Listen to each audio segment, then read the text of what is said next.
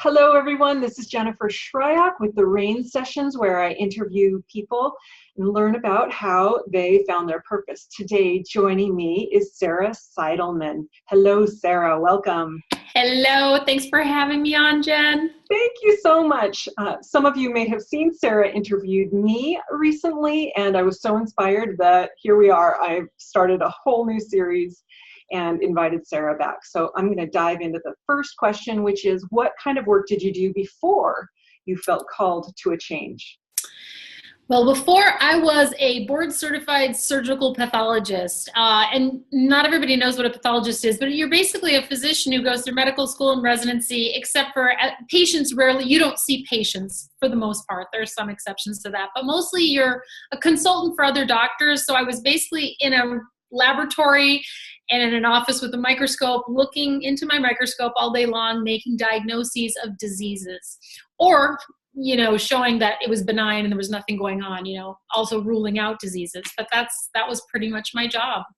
So you're a physician's physician in a way, in that they turn to you to learn more information. Yes. So I worked a lot, very closely with general surgeons, oncologists, radiation oncologists, and anybody, infectious disease, anybody who, had a complex enough patient that they had sent a specimen, either an organ, a tissue biopsy, a blood sample, something to the laboratory because they needed some kind of pathology, some sort of diagnosis. And so, yeah, it was basically a disease hunter, for lack of a better, it's a pretty basic way to put it, but that was my job, to hunt for disease. Right. Okay. Right. So there's this, you're just a hero to me, this person who can help people track this down. So what I want to know is, was that work fulfilling? Did you excel at it? Absolutely, it was fulfilling. And yes, I would say, without being like an egomaniac, I think I excelled at it. I got a great, out of residency, I got a wonderful job. I ended up at a competitive program and all the things that I wanted. And yes, and it was very fulfilling. It was deeply fascinating, which is how I ended up in the first place. I was really hooked the first time I looked in a microscope and I saw these beautiful patterns, when you take an image of a microscopic image of the human body with all the stains that we use in the laboratory. It's pretty gorgeous, and it was like, wow, we could look at this stuff all day and figure out stuff and help people. I mean, it just fascinated me. I mean, because it was such a foreign world to me. So, and it also helped me to avoid one very painful thing that I wanted to avoid, because once I got into medical school, I tell this story in one of my books. I began to encounter patients that were really suffering, that I felt like maybe we weren't doing everything we could for them, like we were missing some big piece of the picture. And it was a very extremely, excruciatingly uncomfortable feeling. And I thought, oh my gosh, I know the way I want to help people, and I don't see that there's any way to learn that in this medical school system. And so I thought, either A, I'm crazy and I need like lots of maybe therapy or something, because I don't know what's wrong with me, but I'm struggling with this and everybody else seems to be okay with how this is all going. Like looking at the other medical students in my rotations and things, they were like, yeah, whatever. And I was like, I had some issues with things. So that's another reason why I chose pathology, because I saw it as an opportunity for me to be helpful, to be in service, but also to find, explore something fascinating that I, in the beginning, did not know much about. Interesting. Boy, you're pushing some of my buttons as somebody who's been through many doctor's offices trying to get diagnosed and trying to figure out treatments. And seeing so many different approaches to this conundrum and the mystery of it. And my lots of synapses are firing for me as you describe that piece that you were able to avoid in the lab. Yeah. And for me specifically, the patient that really bothered me was a patient who was close to dying, who was younger, like in her mid-30s. And it really bothered me that all we were talking to her about was like the mechanistic aspects of her illness, like her platelets were low, for example. We kept saying, well, we're trying to, increase your platelets. And I remember thinking, my God, like, has anybody talked to her about the fact that she might be dying? And if so, like, was there anything? I mean, I just didn't even know what to say about that. It was so upsetting, and she had little kids and had just been divorced, had already been going through it, and anyway, Yes. And I think to your point also, I think in our culture in particular, and maybe in other cultures where they revere the medical field and science, there's this sort of mythology that we know the answers to everything, and that doctors, either they're a good doctor and they know everything, or they're a bad doctor and they make a mistake, or they, just can't make the diagnosis, can't figure out the problem and help somebody. But the truth of it is that it's a much more complex and nuanced, it's an art for sure, and Right. so anyway. Yeah, I feel like you and I could talk about this for days, for 12 hours right now. I'm so fascinated by what I used to do, which was take my body to the mechanic. Yeah, and so much pressure to put on the doctor, and it seems like the system may reinforce that, and so much dissociation of the healer inside of me. So, okay, I'm going to kind of slow us down here, because I'm very interested in something shifted for you, and that's really why we're talking. And so I'm curious, what occurred to make you change course? You can tell us about your course change. Did you encounter something difficult, like tragedy, illness, burnout, getting fired or laid off? Was there a positive thing, like a jolt of inspiration, something so alluring that it demanded your attention? What happened? Yeah, I would say, I know for some people it's like a lightning bolt, something happens, or a series of things happen. For me, it was more of a series of things happening. I began to question sort of my life probably around 40, 41. So kind of classic, I guess, midlife stuff, right? But my husband is a physician. I'm a physician. We had 4 kids, or near 4 at that point. And so one thing that was happening to me, I was in a total state of complete overwhelm, trying to be an excellent mother and trying to be an excellent physician, and failing, feeling like I'm failing at both. I mean, I was keeping it together and doing, looking back, doing a fine job doing both, but I was feeling really stressed from that change. So that was one of the things that was going on. The second thing that happened is I kept going to these, I would present we had a breast cancer conference every week. And every week I was in charge of, presenting the woman's pathology or the man's pathology. Of course, men get breast cancer too, but we'd have let's say 15 new cases every week. I would present them all their, the genetics, the different, was it a high grade, low grade, how did this tumor look? What were the margins, all that kind of stuff. And I remember sitting in there, and sometimes there would be the nurses, the surgeons, the oncologists, a packed room, always just full of people. And we would present the cases. And then sometimes, a social worker would raise their hand and say, well, this person doesn't have any social support. She has this abusive ex-partner who is really, really difficult and kind of makes her life miserable. And she has no transportation. She's very isolated, can't get to treatment on her own. Would kind of give some background about some of the patients. And I would think, oh my gosh, I'm like, and then, somebody would say, we really don't have time to talk about that right now, because we have to get to her radiation stuff for her margins. We're planning her treatment next, for practical reasons, we couldn't talk about that, or it wasn't the focus of that conference, let's just say. And I remember thinking, wow, I just started fantasizing in my mind, what if we had circled the wagons 20 years ago, 10 years ago, around that woman, gotten that guy out of her life, surrounded her with love and compassion. She had a wonderful network. I mean, I just started wondering, would that have changed what's happening right now, possibly? Or that at the very least, she would have support through this extremely difficult diagnosis that she's facing. And, but then I realized, well, we can't talk about that. And then I started wondering, wow, what if we took all these resources we're putting towards identifying disease and fighting disease and put it towards upstream from that, creating, support and loving relationships and all that. And I thought either A, I'm crazy, or this is a selfish, weird idea and I shouldn't be thinking this, but I couldn't stop thinking about it. And it just kept coming up for me, especially in that conference for some reason. Wow. Chills. That's yes. All the yeses, Sarah, I'm feeling. So what called to you? What were you called to change? Well, so I just kept thinking, I was reading all these self-help books like Deepak Chopra and Louise Hay and Martha Beck, all these wonderful authors. And I honestly, they would say things like, thoughts become things and all this magic. And I was like, I don't understand what even you're talking about. I don't even get this, but I kind of want to get it. So I was working really hard to try to help myself. And then I realized, okay, maybe I need some help. I don't think I'm depressed. We had a lot of depression in our family. So eventually I connected with a coach who, through working with her, I was able to allow myself to give myself this gift of having some time off. So I started planning a sabbatical, which required a lot of things. It had a lot of moving pieces. So that took a little while. We ended up actually downsizing our house because we were living this really highfalutin lifestyle. If I wanted to take time off, I wasn't going to be able to do that. Like, we had a big mortgage to pay. It was like our whole life was planned around, we were just going to work gangbusters like we always had, but suddenly it was like, well, wait a minute. What if we don't want to work gangbusters that way? We want to explore something else. So eventually I took a sabbatical, and on that sabbatical, I just had 3 months off initially.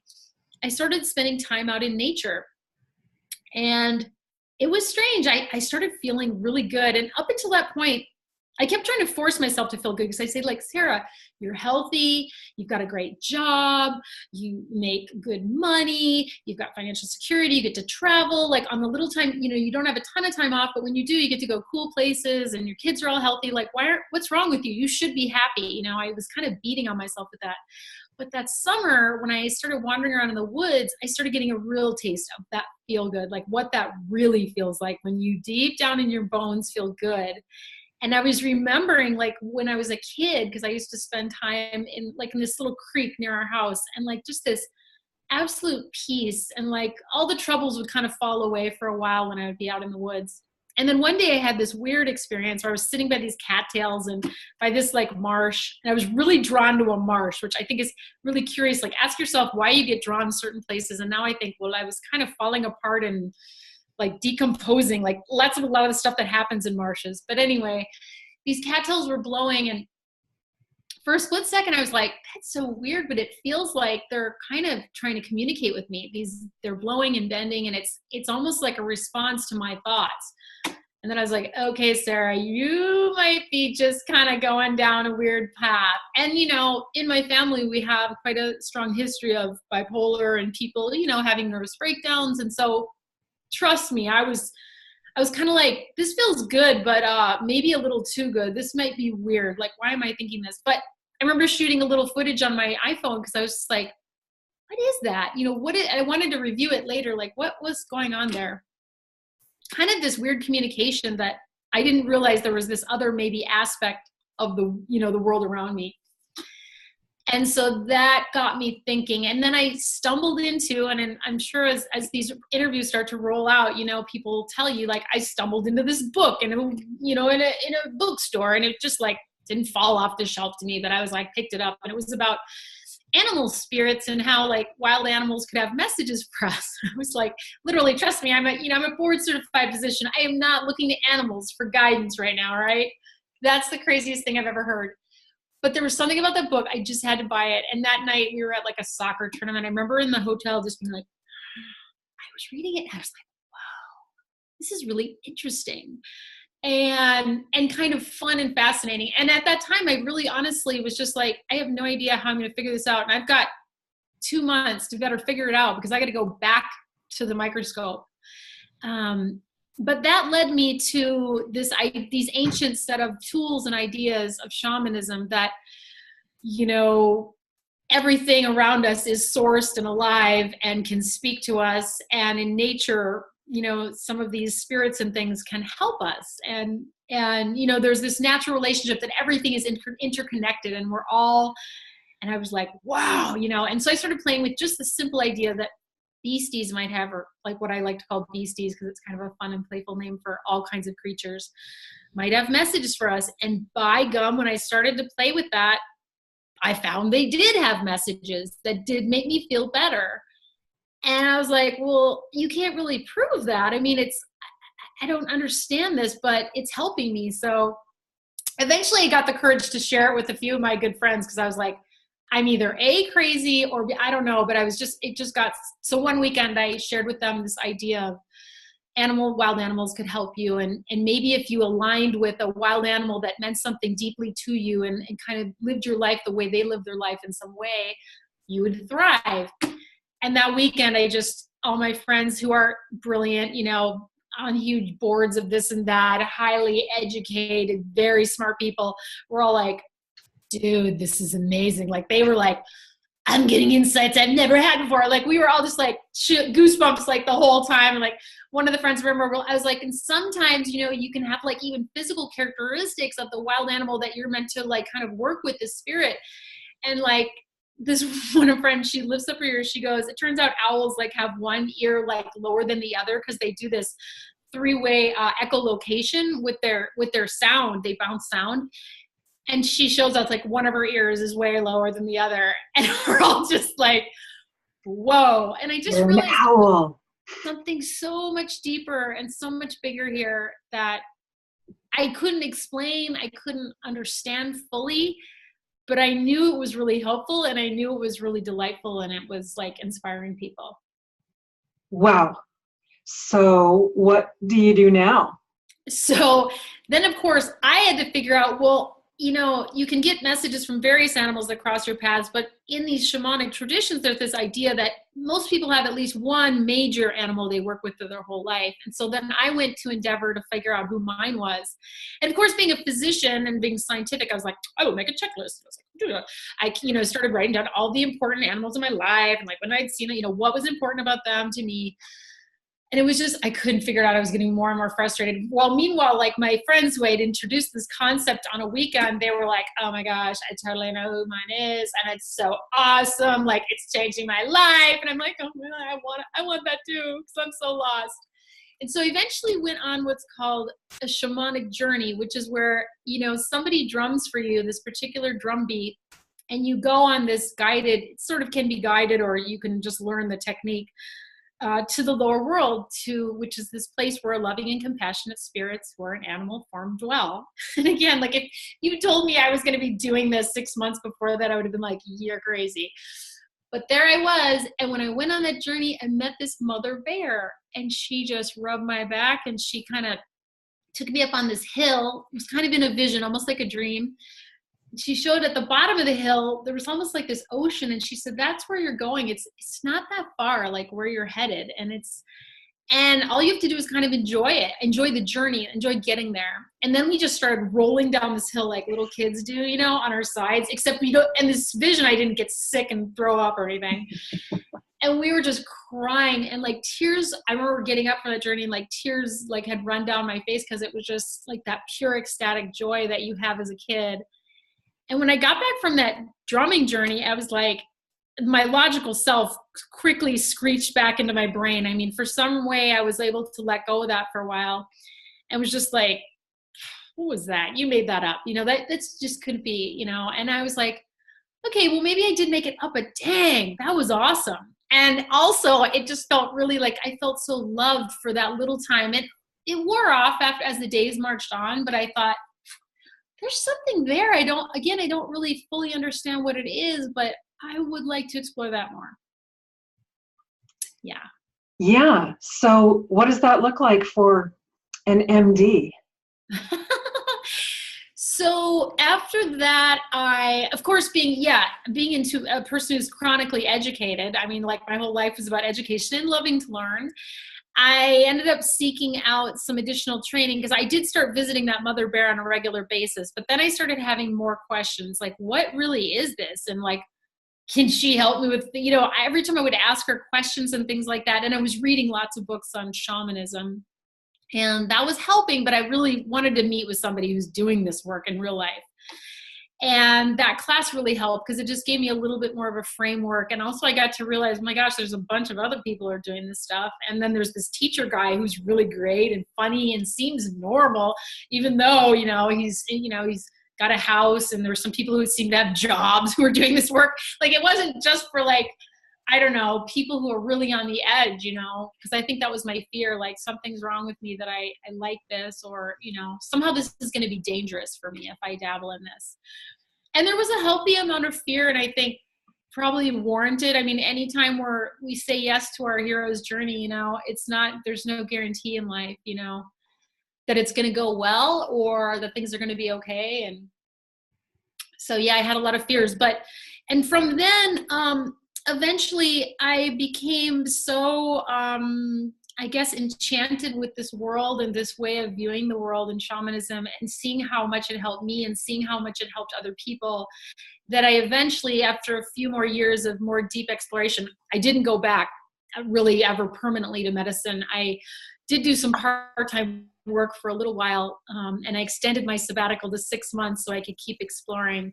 But eventually I committed my life basically to shamanic work. And during that sabbatical, I wrote my first book.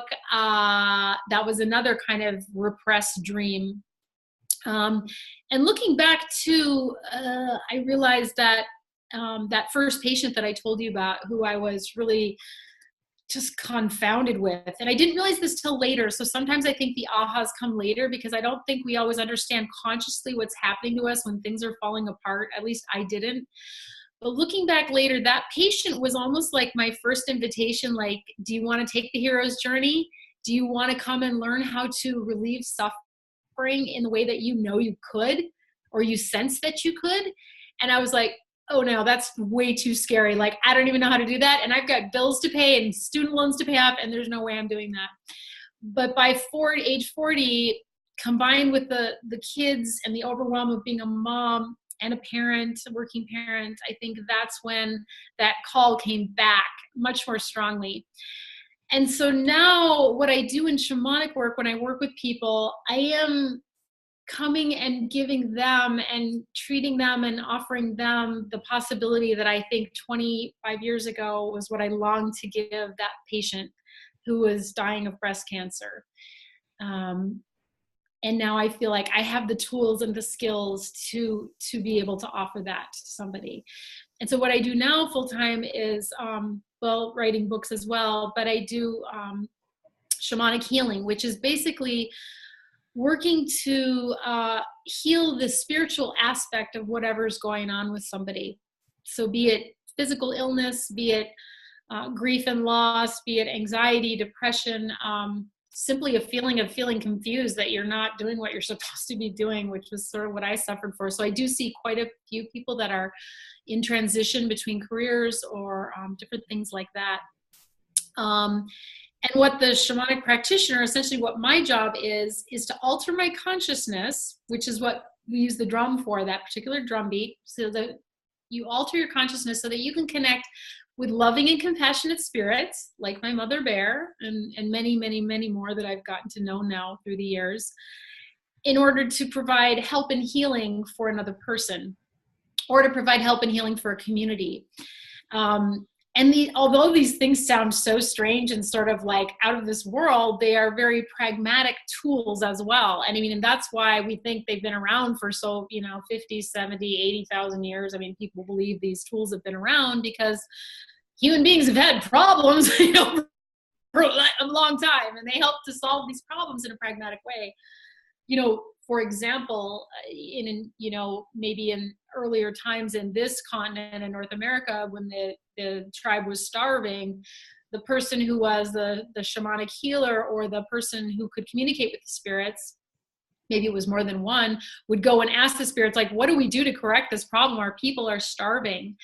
And the spirits would respond with some kind of answer or some kind of ritual that they needed to undertake. Maybe they had not been very grateful lately, so they needed to make some offerings, maybe whatever it was.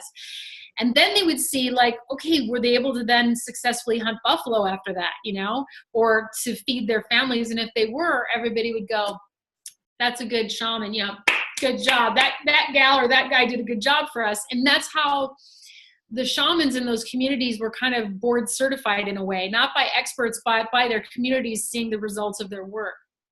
And so, anyway, I just think it's really interesting. So so what I do now is to help look for that hidden information or that sometimes missing piece of somebody and returning it to them. I mean, that's sort of like oversimplifying it, but that's sort of what I do now. I have a couple of your books, and we'll share links to your books and to your website. The tagline on one of them is about your magical journey from physician to healer. And I'm recalling that at the beginning of this, you described yourself as a disease hunter. Yeah. And now you're talking about healing on a spiritual level, which I think in our country, we revere medicine and you MDs so much that to imagine you letting go of that and shifting into something spiritual must have been very risky to risk losing that pedestal that we all, I assume all of us, that so many of us hold medicine and medical doctors on. So that's one of my questions. What actions did you take to shift into the new work? You've touched on that. And what did you let go of? And it sounds like a lot. Yeah. Well, yeah, there was the financial letting go. So we did do a huge, just practical shift of our finances. Like we just changed how we were living, which did not feel, I think I talk about in my book, Swimming with Elephants, this downsizing. And I mean, people were like, my God, your kitchen was so beautiful. And like we had Spanish tile, marble floors, and like a crystal chandelier. I mean, it was so beautiful. It was lovely. And they're like, don't you miss it? And I'm like, honestly, not one bit. And it wasn't that I didn't appreciate it. It was just that having the freedom to explore this new path was so rich, and it felt so good to my husband as well. And that we go into, when you go through a big change, if you're in a partnership or you just have close family members or friends, I mean, they kind of go through it with you. And so I was fortunate to have a partner who we kind of went through it in parallel and our marriage survived that big change. But he was very supportive. But getting back to, going from physician to shamanic healer, I mean, what was really hard, and this is, I think, hard for anybody who's going through a big transition, because I've talked to a lot of my clients go through this too. It's like when people would ask me at a cocktail party in 1995, hey, what do you do? I'd be like, oh, I'm a physician. Whatever. And people would be like, oh, you're a physician and you have kids. And like, it was always just like, how awesome. Like, cause it has this great review, because it's all these years of study, and, not that many people are willing to go through what it takes to go do that. So I think, it was always just, people understood what it was. They felt this immediate, maybe falsely earned or not, felt this immediate like respect for me as a person and what I chose to do with my life. Then when I was like in that in-between place, that sort of liminal place between, I don't know what I'm doing. I was just kind of learning about shamanism, but I really had no idea that I was ever going to actually go do that and try to use that work to help people. I was just trying to heal myself at the time. People be like, what are you doing now that you're not like, you were on the sabbatical, right? But are you back at work? And I'd be like, no, I'm like stumbling out in the woods and I'm writing a lot. And you could just watch their eyes kind of glaze over. Like they're so confused. And really, actually, that was more my story in my head, that these people wanted me to know what I was doing and I didn't. And that was like, oh my God, what if I never know? I think that affects so many of us. And that's part of the reason I'm sharing these stories. And I'm recalling that you sort of confessed that part of the reason you were in the lab was to hide from some of this deep spiritual stuff. And of course it was calling you. And in my experience, and in some of the other folks that I talk to, it's similar, that first sort of call seems like an aversion, like, well, I don't want that. No. And then it circles back around. Don't worry, it'll keep calling. It's okay if you hang up the first few times, it'll keep calling, folks. Yes. You don't have to answer. You can continue to be an MD, or you can go on the journey. And in your case, that has more than one meaning. Yeah, and sometimes people, what I discovered is mostly what you fear is not true. Most people won't judge you, but a couple of years ago, I was sitting under some circumstances anyway, somebody I didn't know, but in a friend's house, we were making coffee that morning, and he goes, so what is it that you do? You're a friend of, so-and-so's, and I'm like, oh yeah, and by now I was pretty confident. It's like, I'm a shamanic healer. I help people to I work with loving and compassionate spirits. I gave him the spiel, and he goes, no offense, right? But that is crazy. And then he just started laughing. He was like a really honest person. And in that moment, I was able to laugh, and we both laughed really hard. But if somebody had done that to me 5 years before then, I would have been like, it might have sent me reeling. But I think it just takes a while to just really own what it is that you do and what it is who you are.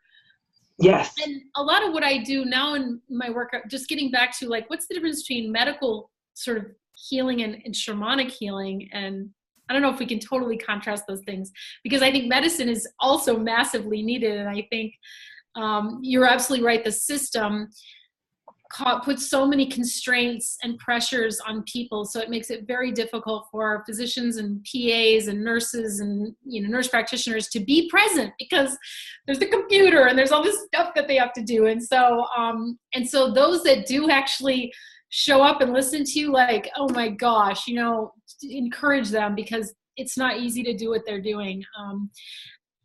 But back to shamanic healing, what that is that, we're working at the spiritual level to heal somebody. So usually with shamanic healing, we're restoring balance of some kind to a person, either removing things that don't belong, which could be like old beliefs that have us caught up believing something that's not serving us anymore. It could be old grief. We accumulate things in our spiritual bodies, you might say. That's hard to use words for these things. The other thing that can happen is sometimes in shamanic healing, some part of ourselves that has been lost gets returned, which is called soul retrieval. And that I find is pretty common, where, the idea being that when we're conceived and we come to the earth, we have our whole soul, but as we go through life, we have different experiences that cause our soul to sort of fragment, and parts of us get dropped off wherever that trauma happened, or wherever, like in my case, I think in medical school, I laid down a part of myself that was who loved to be mothering and like a homemaker. Because as much as I love that part of myself, I thought to myself, I can't even let that part of myself be, because this is going to require me to give that up. So I'm going to bury it. But it came back later, thank goodness. So we lose parts of ourselves, and without all of ourselves, without all of our genness or our sereness, we become less effective. We're not full of our own power to do things, do what we came here to do. And so often by the time you get to a big career change, you may have experienced quite a bit of soul loss. It's possible, and so to have some of those parts restored to you can be really helpful. And I know I tell my story in the book about some of that happened for me, and it was great. I have a very similar story. I was in a very painful era. I was in a violent relationship that I knew I wanted to leave, but I was so capable and so smart and so good at making things work. I thought I could navigate. I really trusted that I could find my way through, but I was very concerned about, like, all this was happening in sort of this dreamy way, but I had this awareness of, well, this isn't you, so you're going to put you in this safe, and then the capable, just the brain part of you will stay and navigate this and find her way out. Yeah. Like I was protecting the part that I needed. The part you needed the most. Right. And protecting it, really, whereas I needed that piece of myself. I feel that so much of my healing piece, I suffer from chronic illness and have had some chronic illness in my last decade, especially. And so much of healing around that seems to be that return, taking the, it's hard to talk about. I did a little bit of shamanic play, by the way, with some other practitioners. Also mind body work, just really sort of mentally remembering, wait a minute, I had the thought that I would put this piece away, and how can I reconnect and be whole and be in integrity, a whole human again? And that has been, when you have autoimmune illness, parts of you aren't in alignment. Like metaphorically, it makes so much sense to me.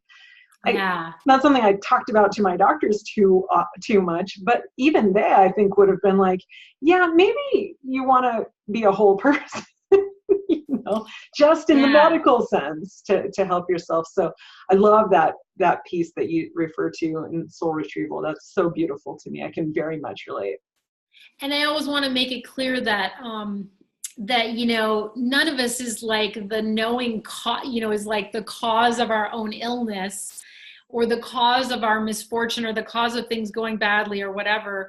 It's just that sometimes if we pause to get well and look deeper at what's going on, there's some brilliant lesson in there for us that's really going to enrich our lives. And I had an experience younger in life, before I went to medical school, of being diagnosed with melanoma. and which was a really scary experience. And, you know, kind of just having your life threatened and realizing at that time, I remember thinking, wow, nobody can really help you with this. When you're facing your own death, it's just you and death. And really what the big call for me at that time was to, before getting diagnosed, I had been like a workaholic and not in a great relationship. All I was thinking was like, I have to be like the greatest student. And I mean, my whole life was work and being a good student. And as soon as I got that diagnosis, I was like, screw that. Like, I'm going to be a good enough student, but I'm going to have some fun and I'm going to go out and live my life. Because if I've only got a couple years or I've only got 6 months, by God, it's going to be a fun one, you know? And so that was great medicine for me and really informed my whole medical career, because boy, that's another one that can, if you're a perfectionist, can really suck you in. Any job, if you've got perfectionism, can suck you in. And right. Or, and I think even that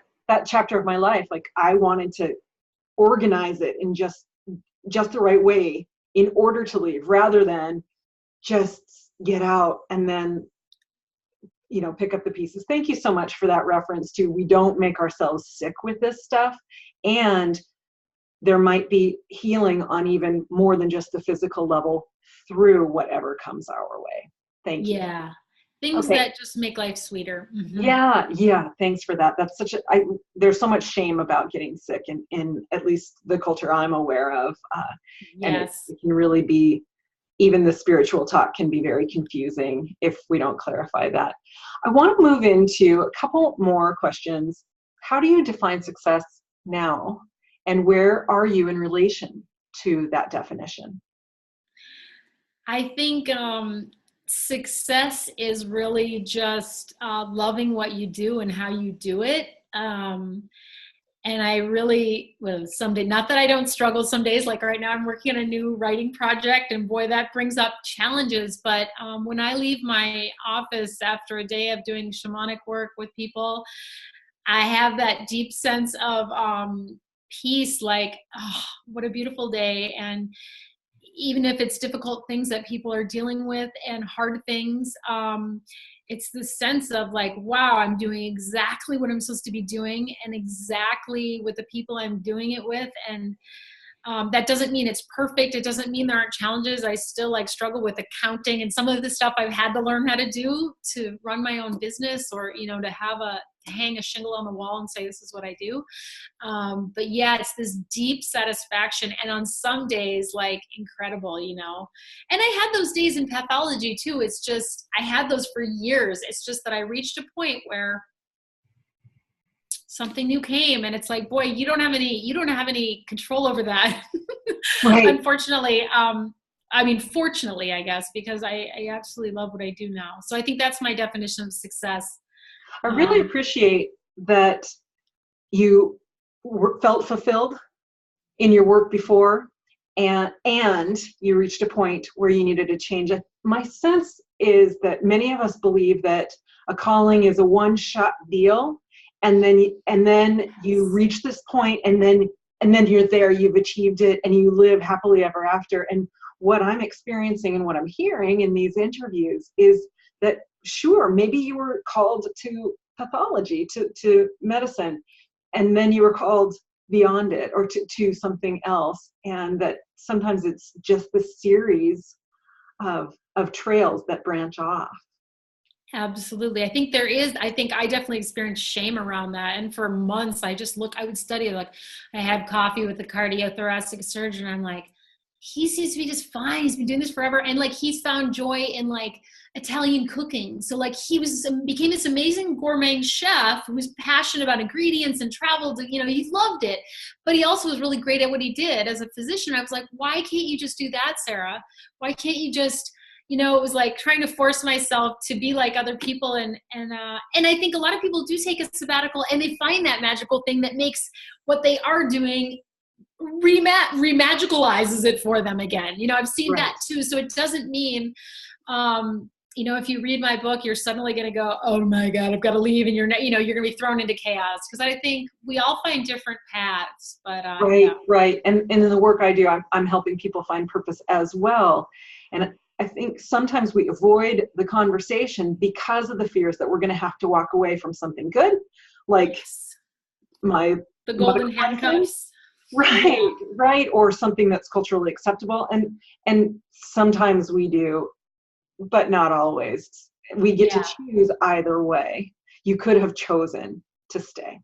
Could have chosen to stay. And a lot of people also will say, but you spent all those years studying, or like I've had clients who be like, oh, it just seems a shame. Like I've got all this experience in this and this and this. And if I was practical, I would just take this job, you know, but I always tell people it'll be weird, but somehow all that other stuff that you've been learning will somehow strangely be helpful in your new thing. Like for me in pathology as a disease hunter, I was also a pattern hunter. Like we used to joke that it was matching the wallpaper to the walls, because you were always looking inside of these patterns to see a pattern you could identify that always looked different. They were never identical, but they always looked different from the last time.